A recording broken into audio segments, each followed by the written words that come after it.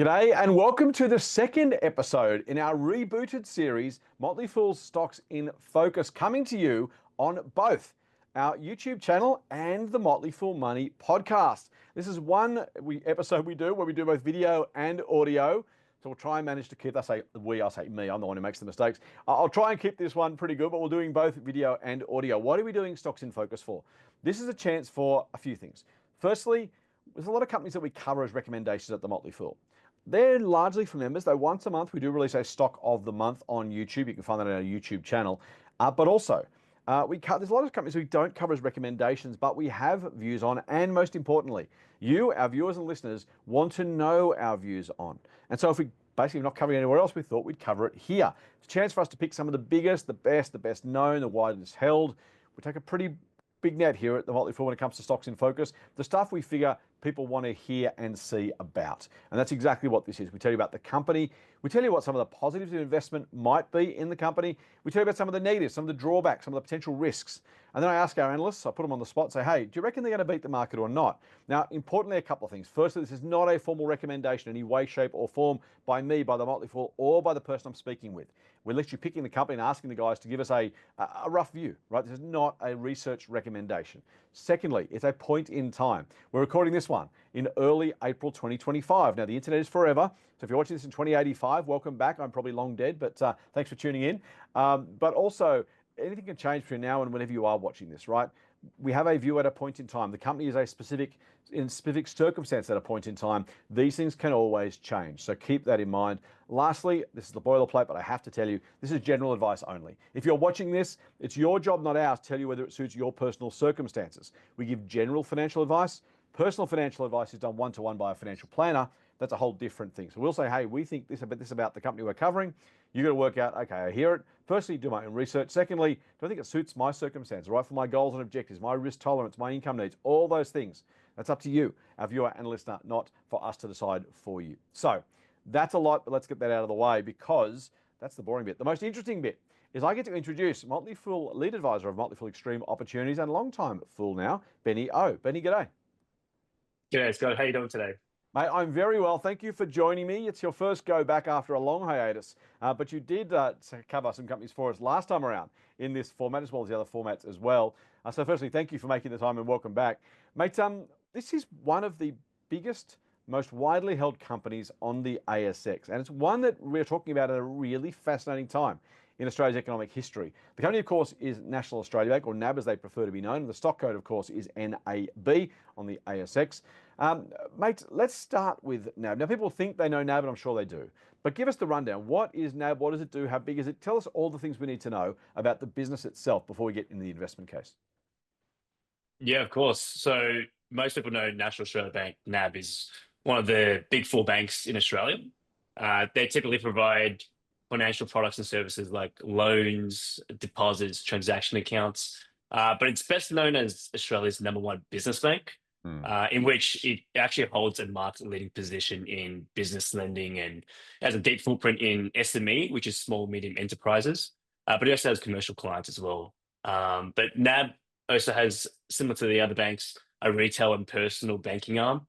I mentioned lending, it's home loans, deposits, transaction accounts, but it also has a digital bank, UBank, which merged with 86 400.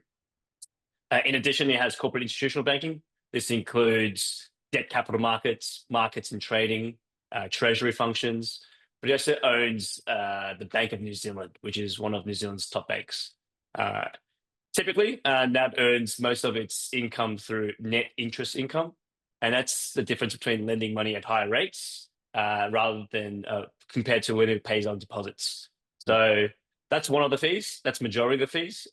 Secondly, it also makes fees from fee income like services like trade finance, equipment finance, as well as treasury services. Nice. It's a really nice summary, mate. It is a massive business, covers the proverbial waterfront in Australia and New Zealand. The very first bank I had an account with when I was in uni, by the way, I was offered a National Australia Bank tertiary students package way back in the day. I think I had to sign it on paper. That's how old I am. So I'm familiar with the bank. You're familiar with the bank. You used to work there. I should say, by the Yes. way, if you are listening on the podcast, NAB has sponsored the podcast in the past. Let me be very, very clear. Benny probably didn't even know that. We have no interest in saying good or bad things about our past or present advertisers. If they want to choose to advertise with, that's up to them. There is zero editorial influence whatsoever. If you know me, if you know the Motley Fool, we would rather walk over hot coals and poke ourselves in the eyes with those sticks afterwards than bend even slightly for an advertiser. So I want to be just upfront, so they have advertised with us. We indirectly through Listener have got some of that advertising revenue. It's the way the Listener podcast model works. But Benny's not got any writing instructions, will never do them. I would never, ever take writing instructions from anybody about my views on companies. So let me be very, very clear about that. Doesn't mean it's a bad bank or a good bank. It could be either. I'm not sure even what Benny's going to say. He doesn't have to pre-clear anything he says next with me. He gets to give us and give you his unvarnished opinion. So I just want to kind of throw those things out there so people know what's going on.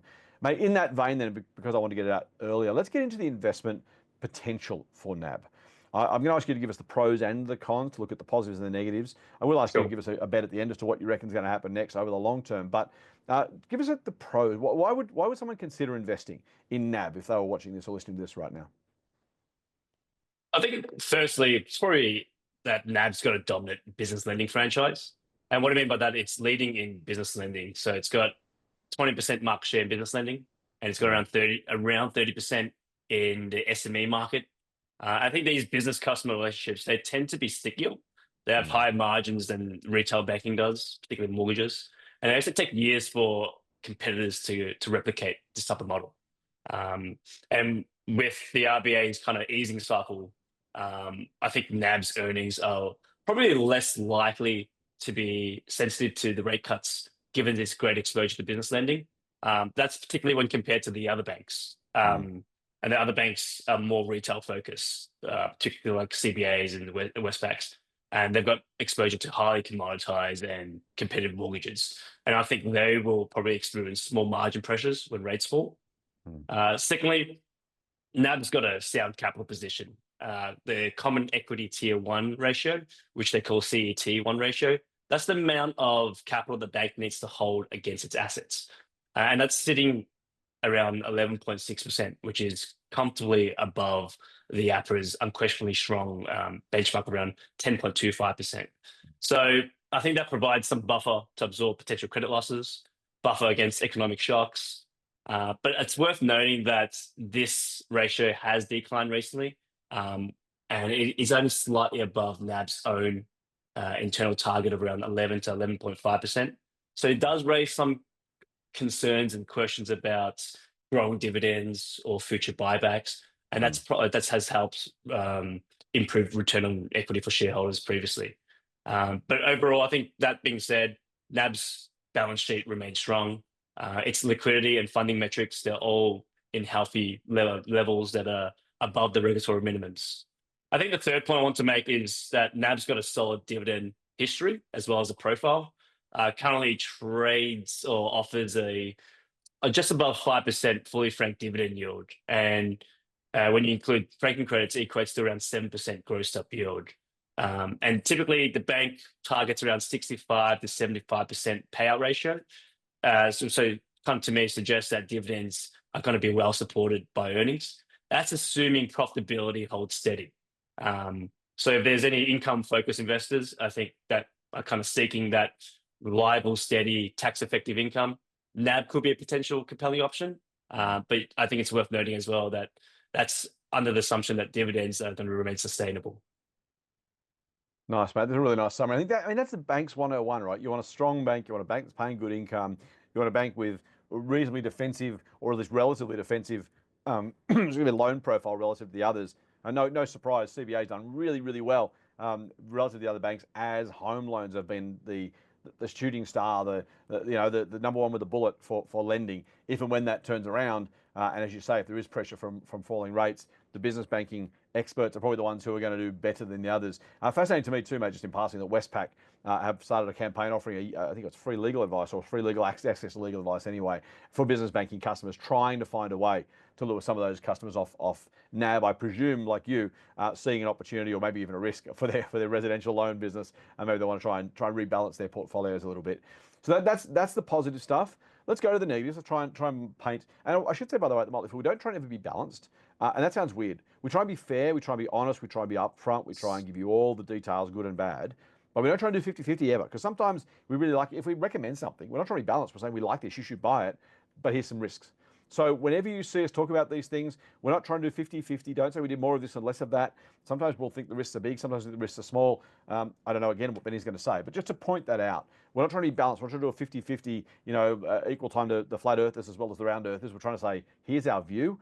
Here's what we think is good. Here's what we think is bad. If one's bigger than the other, it might tell you something in terms of how we feel about the company or the investment case. But otherwise, that's kind of what we're trying to do. So with that preamble, Benny, and apologies for taking too long to explain that, but I think it's important. Give us some of the cons. Give us some of the risks of investing in NAB at the current time and price. I think that's a great segue, Scott, because the point you mentioned about competition, that's definitely one of them. And that's kind of point towards my first point, which is NAB's margins are coming under pressure.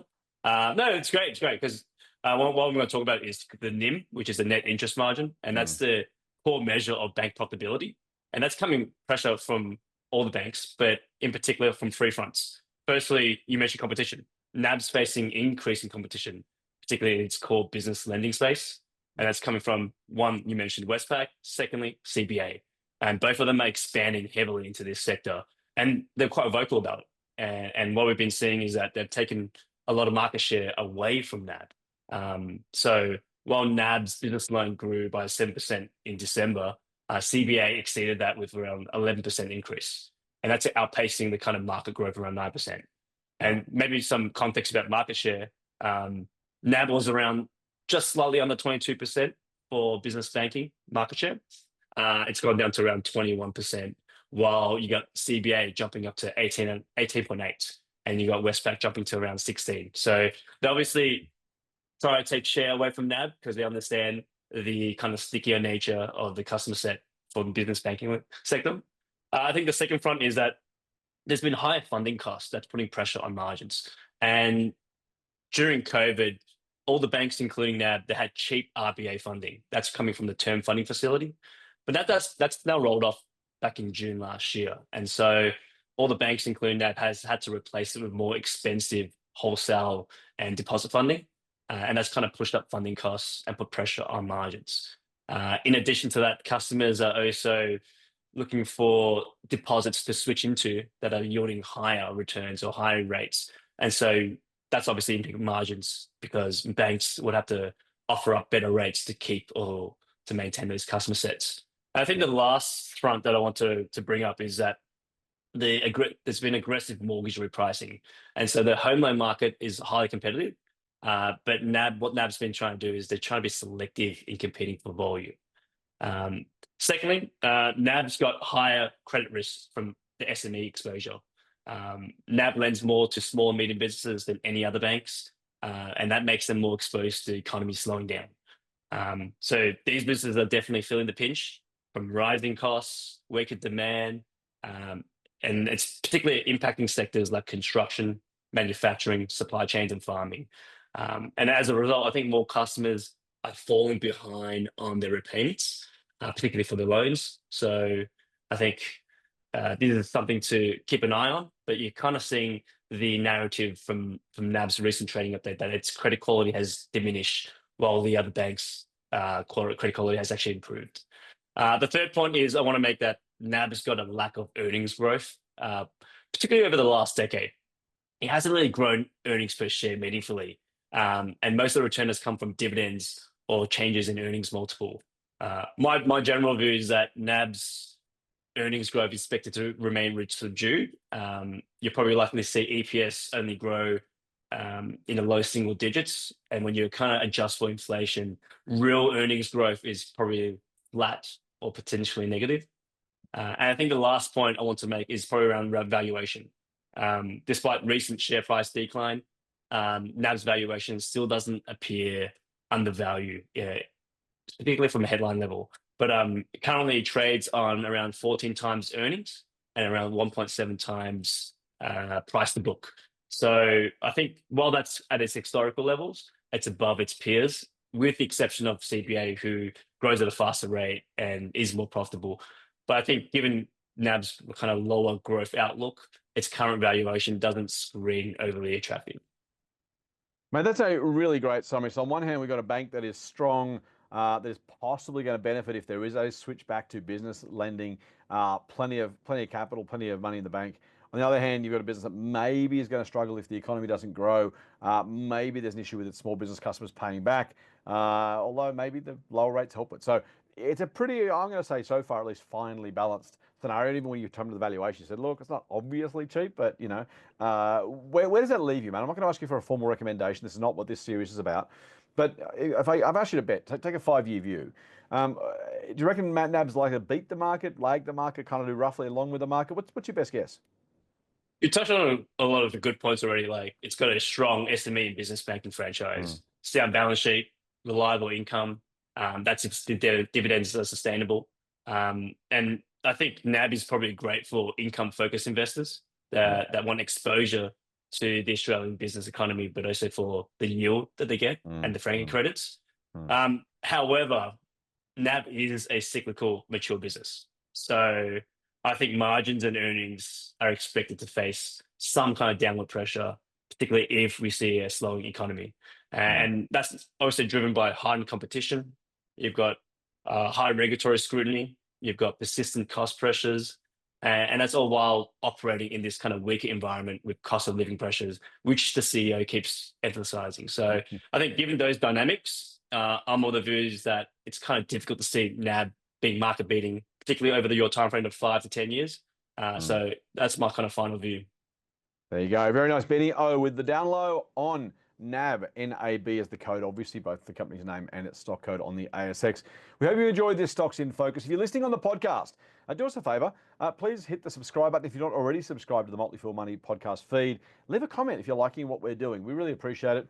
Yes, it's good for our egos. Most importantly, though, it's actually good for people who are looking for a good business or investing podcast to listen to. If they find Motley Fool Money via a YouTube or a Google search or a podcast feed search, the reviews really help them decide whether to listen or not. If you're on YouTube, I've already mentioned this before, please hit the like button, please hit subscribe. That makes sure, frankly, the like helps other people find the video. And if you like it, we hope other people will too. Subscribe means you're going to get it into your feed. And if you hit the notification bell, you will get notified every time one of these is released. We don't just do this one, as I've said, Stocks in Focus, Stock of the Month, what I've been reading. I do YouTube lives probably every month or so. We're going to plan to do those where you can come and ask questions live on YouTube. There's heaps of great content coming to both places, both the podcast feed and the YouTube channel. Wherever you're watching or listening, thank you for spending some time with us. Benny, thank you for sharing your expertise. You obviously know the business well and done a great job breaking it down for our listeners and viewers. Until we speak next time, thanks again and full on.